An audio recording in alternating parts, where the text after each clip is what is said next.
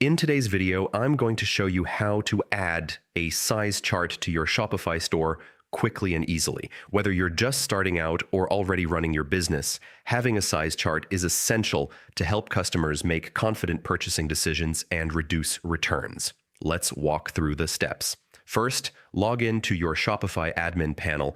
This is your main workspace for managing products and store settings. From the left-hand menu, click on Products. Next, select the product you want to add a size chart to by, for example, a t-shirt or dress. Once inside the product editor, scroll down to the description box. Here, click the Show HTML button. This will open the source editor, allowing you to insert code. Now, paste your size chart code or table here. If you don't already have one, you can create a simple HTML table that lists sizes, measurements, or conversion details. For example, small, medium, large, along with chest, waist, and length measurements. Once you've added the code, click Save at the top right, then preview your product page to confirm that the size chart displays correctly.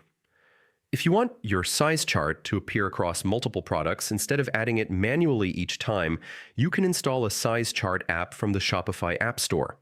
Just go to Apps, Shopify App Store, search for Size Chart, and install one of the free or paid options. These apps let you create reusable branded charts and link them to specific products or collections.